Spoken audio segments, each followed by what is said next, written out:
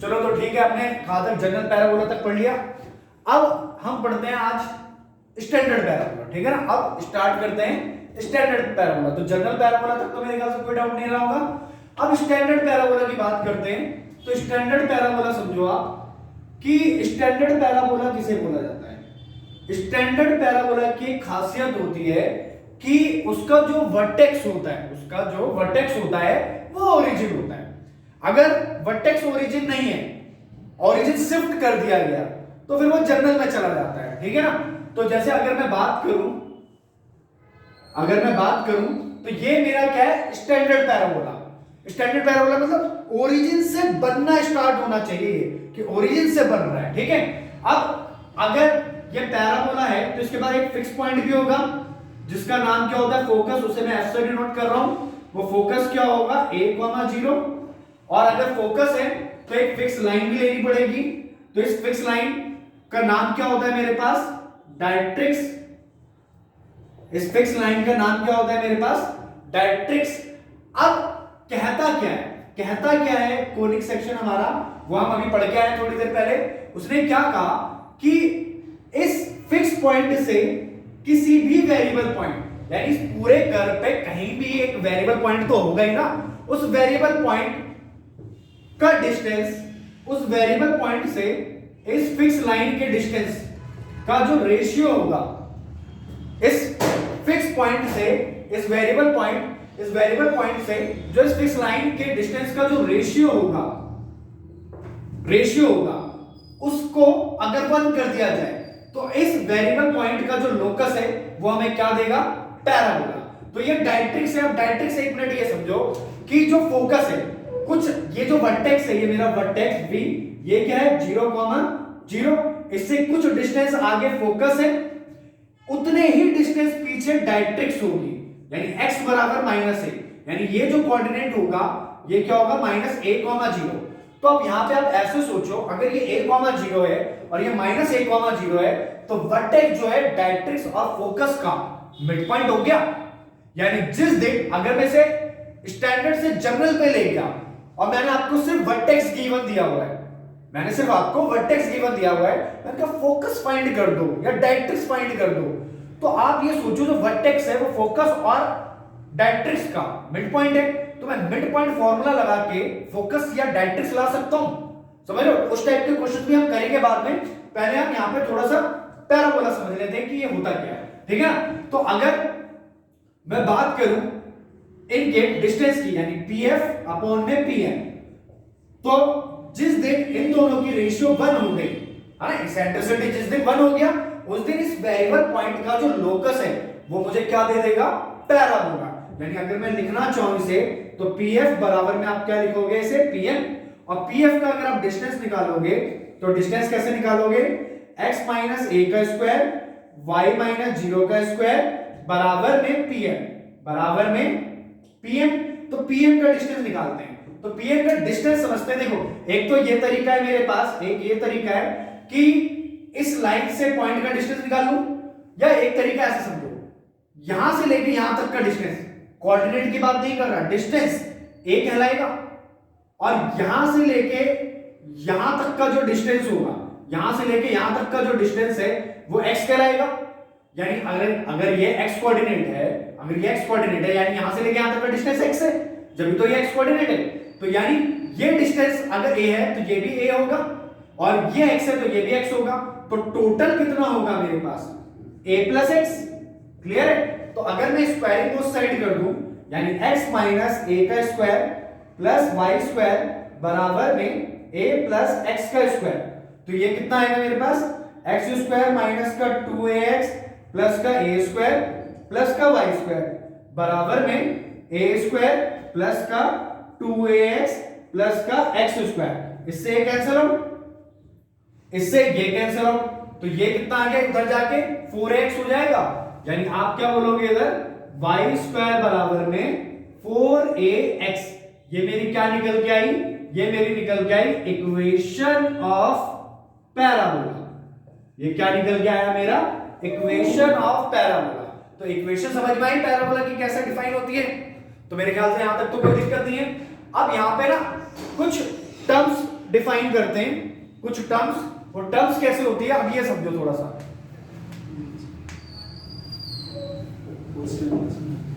तो आप टर्म्स देखते हैं कि जैसे सपोज ये जो फोकस है, फोकस से अगर कोई लाइन परपेंडिकुलर पास हो जाए, फोकस से अगर कोई लाइन परपेंडिकुलर पास हो जाए तो इस लाइन का जो नाम होता है वो होता है लेटस रेक्टम।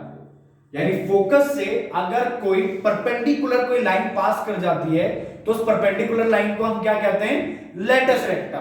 तो अगर मुझे इस लेटस रेक्टम के एंड पॉइंट्स निकालने में, एंड पॉइंट्स, तो आप जैसे आप ये समझो अगर ये फोकस से पास कर रही है, ये फोकस से पास कर रही है, तो ये वाला कोऑर्डिनेट तो ए ही होगा क्योंकि इसका एक्स कोऑर्डिनेट ए है, तो ये वाला कोऑर्डिनेट तो ए ही होगा। वाई कोऑर्डिनेट अपने को पता नहीं है, तो भाई साहब वाई कोऑर्डिनेट पता ही नहीं है तो कुछ देरी के लिए y1 मान लिया मैंने। और अपने को ये पता है कि अगर कोई भी पॉइंट किसी कर्व पे लाई करता है तो वो पॉइंट कर्व को क्या करता है, सेटिस्फाई। तो यानी ये पॉइंट अगर मैं इस कर्व को सेटिस्फाई कराऊं तो आप क्या बोलोगे, y1 का स्क्वायर बराबर में 4a into a। क्लियर है? तो ये कितना आ जाएगा, y1 का स्क्वायर बराबर में 4a स्क्वायर, यानी y1 बराबर में कितना आएगा, प्लस माइनस 2a। तो अगर मैं बात करूं इसके कोऑर्डिनेट की तो ये वाला 2a हो गया, तो नीचे क्या आएगा मेरे पास, माइनस 2a, यानी इस कोऑर्डिनेट को आप क्या लिखोगे, a, माइनस 2a। तो अगर मैं बात करना चाहूं एंड पॉइंट्स ऑफ LR की, यानी लेटस रेक्टम की, तो आप क्या बोलोगे, a, plus minus 2a। Clear है? अब अगर मैं इसकी लेंथ की बात करना चाहूं, इस LR के लेंथ की बात करना चाहूं, तो अब ये सोचो इसका y कोऑर्डिनेट 2 है, तो ये कोऑर्डिनेट भी कितना होगा 2 है, और ये कोऑर्डिनेट भी कितना होगा 2 है, तो 2 है कितना हो गया 4 है। तो यानी अगर मैं बात करना चाहूं लेंथ ऑफ LR की, तो आप क्या बोलोगे, 4 है। क्यों?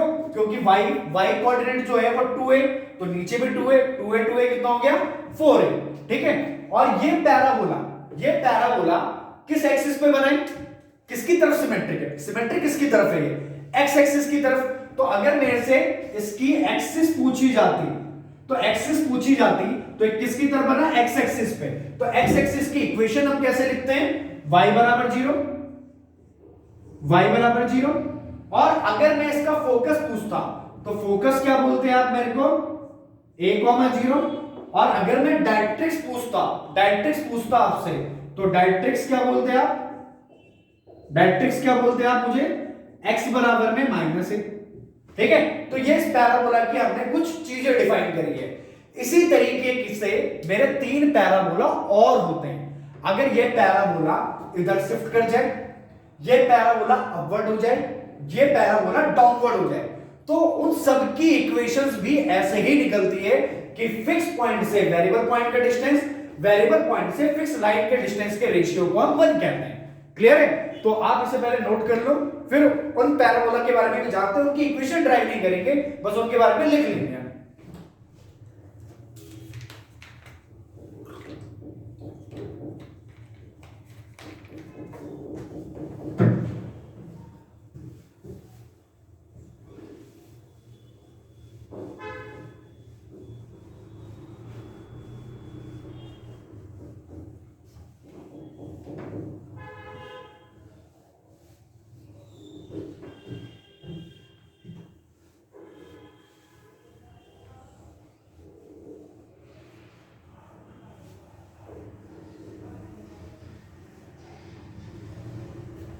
तो अब जैसे देखो, और बाकी जो बच्चे पैराबोला है उनके बारे में भी हम कुछ लिख लेते हैं। ठीक है ना?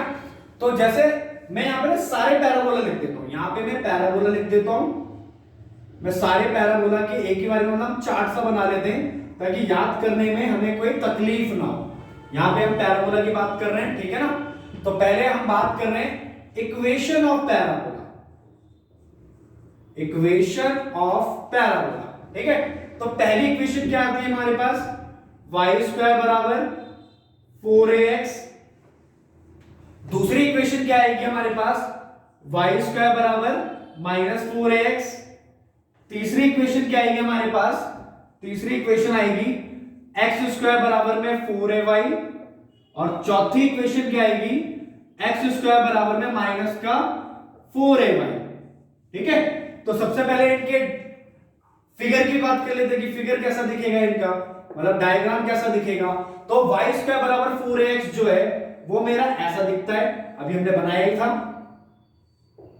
ठीक है, और जो y स्क्वायर बराबर माइनस 4x है, तो अब ये माइनस हो गया, तो अब ये क्या करेगा, शिफ्ट कर जाएगा नेगेटिव एक्स एक्सिस की तरफ। तो यानी आप क्या बोलोगे, ये वाला जो पैराबोला है वो ऐसा दिखेगा। ठीक है, और अगर एक्स स्क्वायर बराबर 4ay वाले की बात करी जाए तो ये अपवर्ड बनेगा, यानी ये ऐसा दिखेगा। और अगर इस वाले की बात करी जाए तो ये डाउनवर्ड दिखेगा। ठीक है, अब अगर मैं बात करूं इनके फोकस की, है ना, फोकस भी लिख लेते हैं। अगर मैं इनके फोकस की बात करूं तो इसका फोकस क्या होगा, a,0, इसका -a,0, इसका 0,a, इसका 0,-a। ठीक है ना, इसका a,0, इसका -a, इधर की तरफ शिफ्ट हो गया ना, तो फोकस किस एक्सिस पे आ गया, नेगेटिव एक्स एक्सिस पे। और ये किधर शिफ्ट हो गया, अपवर्ड पे, तो इसका फोकस किधर चला गया, ऊपर की तरफ, पॉजिटिव वाई एक्सिस पे। और ये डाउन साइड शिफ्ट हो गया तो इसका फोकस किधर की तरफ चला गया, माइनस एक्स एक्सिस पे, माइनस वाई एक्सिस पे, सॉरी। ठीक है, अब अगर मैं बात करूं सबके वर्टेक्स तो याद रखना भाई, सबके ओरिजिन है, स्टैंडर्ड पढ़ रहे हैं हम। ठीक है ना, जनरल नहीं पढ़ रहे, जनरल हम बात कर चुके हैं, स्टैंडर्ड के वर्टेक्स 0 0। ठीक है, अब अगर मैं बात करूं इनकी डायरेक्ट्रिक्स की, तो डायरेक्ट्रिक्स किधर की तरफ है, -x, यानी क्या बोलोगे, x बराबर -a। इसकी किधर की तरफ है, +x, तो आप क्या बोलोगे, x बराबर a। और अगर मैं इसकी बात करूं तो ये किधर की तरफ है, नेगेटिव y, यानी आप क्या बोलोगे, -a। और इसकी बात करोगे ये किधर की तरफ है, ऊपर की तरफ, पॉजिटिव y, तो आप क्या बोलोगे, y बराबर a। ठीक है, अब अगर मैं बात करूं इसके एक्सिस की, तो अगर एक्सिस की बात करोगे तो ये कौन सी एक्सिस पे बना है, x एक्सिस की इक्वेशन क्या होती है, y बराबर 0। ये कौन सी एक्सिस पे बना हुआ है, ये -x, पर है तो x एक्सिस ही ना, तो उसकी इक्वेशन क्या बोलेंगे, y बराबर 0। ऐसे सिमिलरली इसकी किधर बना, y एक्सिस पे, यानी x बराबर 0, और ये भी x बराबर 0 बना, मतलब सिमेट्रिक किधर की तरफ है। अब अगर मैं बात करूं एंड पॉइंट्स ऑफ LR,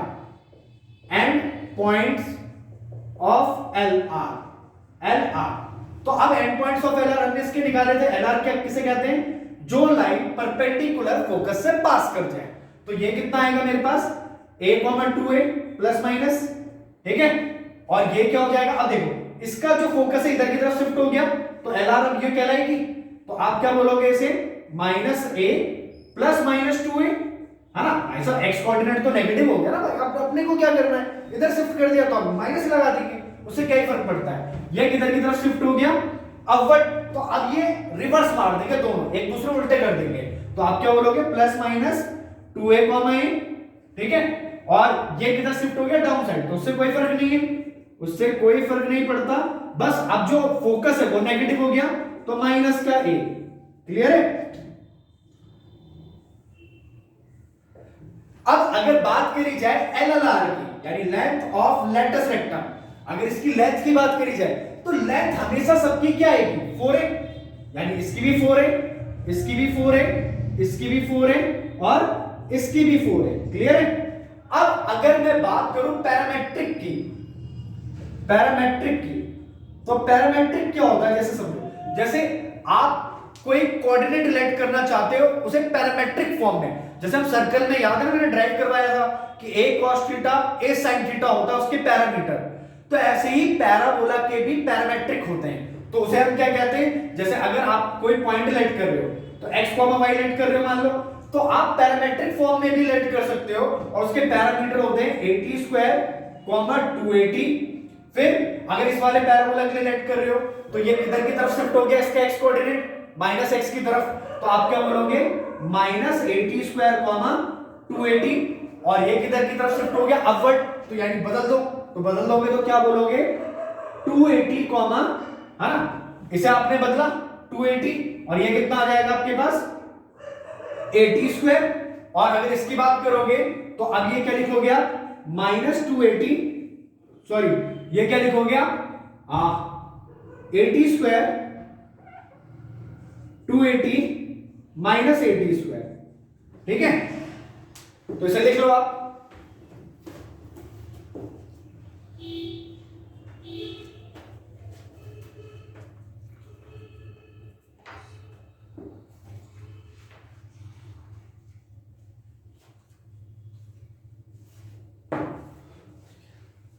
ठीक है, लिख लिया ना आप सबने।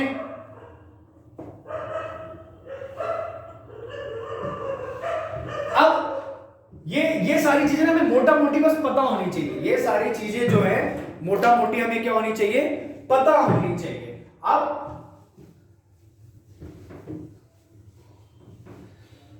हम एक पैराबोला को पकड़ते हैं और उस पैराबोला के सारे मतलब जितनी भी चीजें हैं जो हमसे मेंस पूछता है, एडवांस पूछता है, वो सारी चीजें हम निकाल के रख लेते हैं एक साइड में,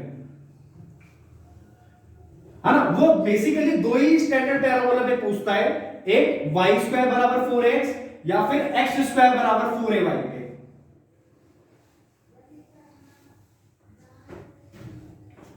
तो अब जैसे देखो, अगर इसमें सबसे पहला हम पढ़ रहे हैं कंडीशन ऑफ टेंजेंसी, ठीक है ना, हमने बेसिक पैराबोला समझ लिया भाई साहब, ये फोकस है, ये है, ठीक है। अब इसके बाद हम पढ़ रहे हैं कंडीशन ऑफ टेंजेंसी।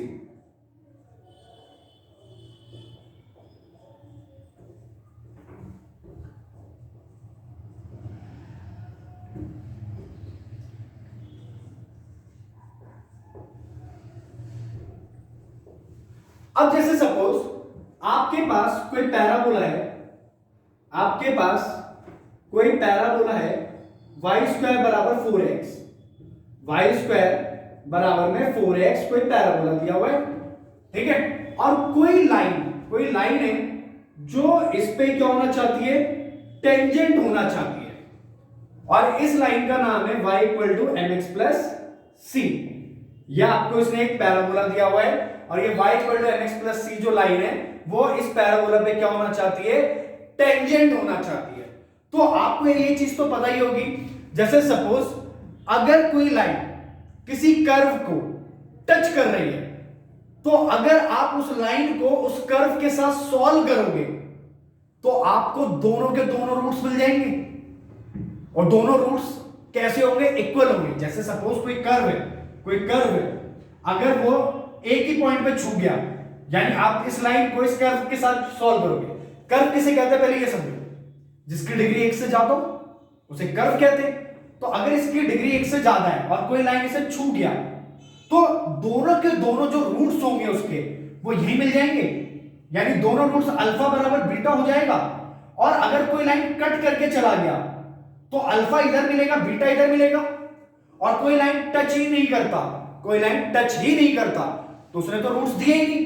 तो इनकी कंडीशन आपको याद है कि अगर कोई लाइन कर्व को दो पॉइंट पे कट कर दे तो उसके रूट्स क्या होते हैं, रियल एंड अनइक्वल, और उसका डी क्या होता है, ग्रेटर देन 0। और अगर सिर्फ टच करके निकल जाए और रूट्स इक्वल हो जाए तो उसका डिस्क्रिमिनेंट क्या होता है, 0।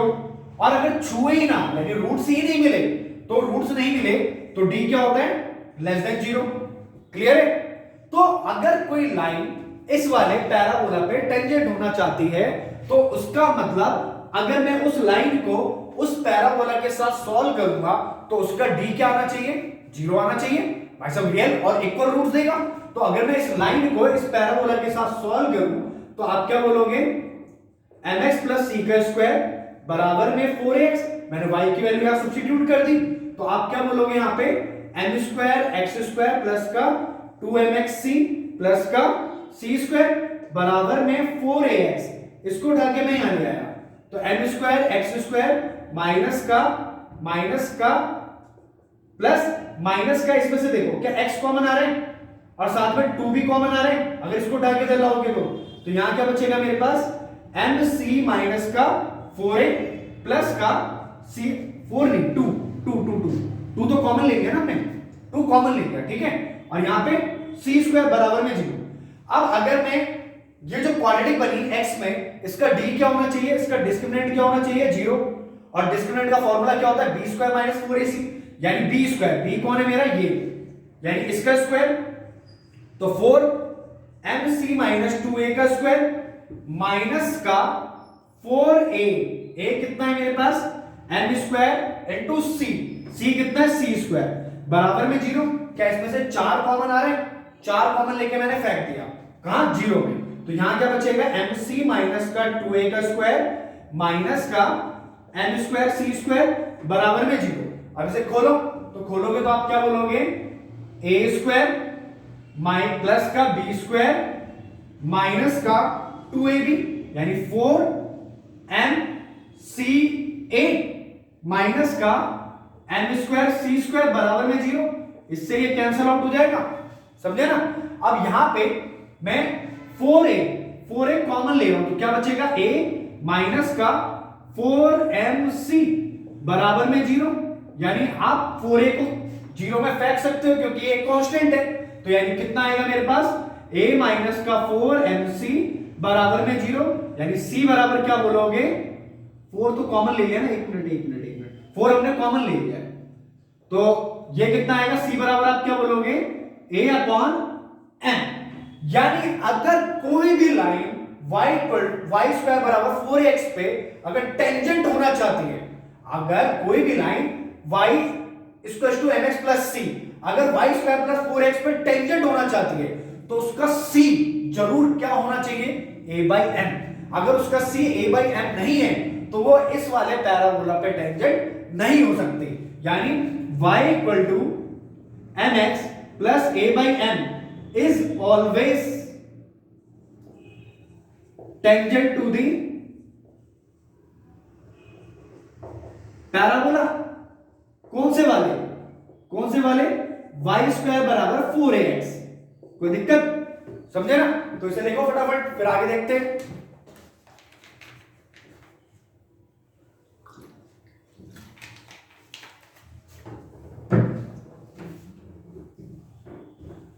अब अगर मेरा पैराबोला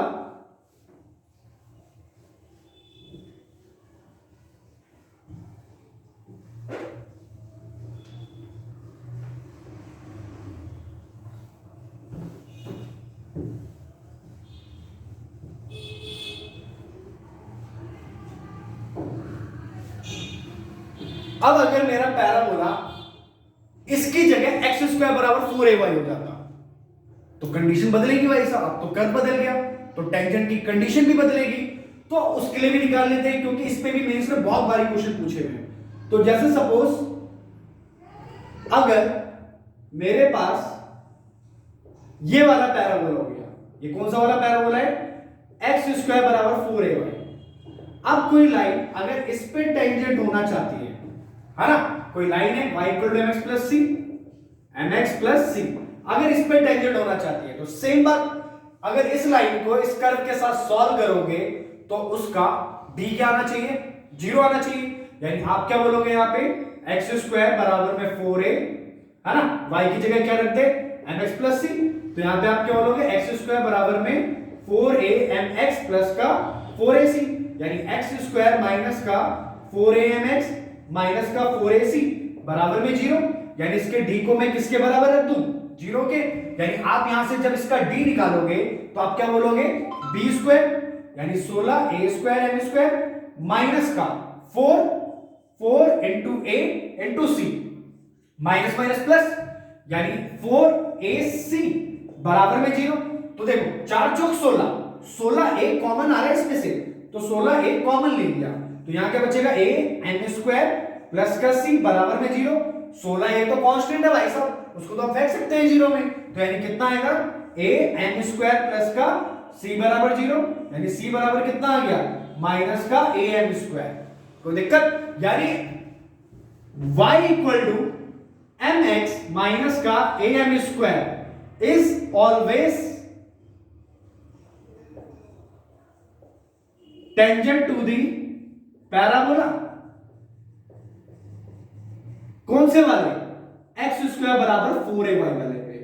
तो ये कंडीशंस आप याद रखना, ये डायरेक्ट क्वेश्चन आएगा मेंस में और डायरेक्ट आप सी की वैल्यू पुट कर देना और सॉल्व कर देना, ठीक है। तो इसे भी लिख लो फटाफट, फिर आगे देखते हैं।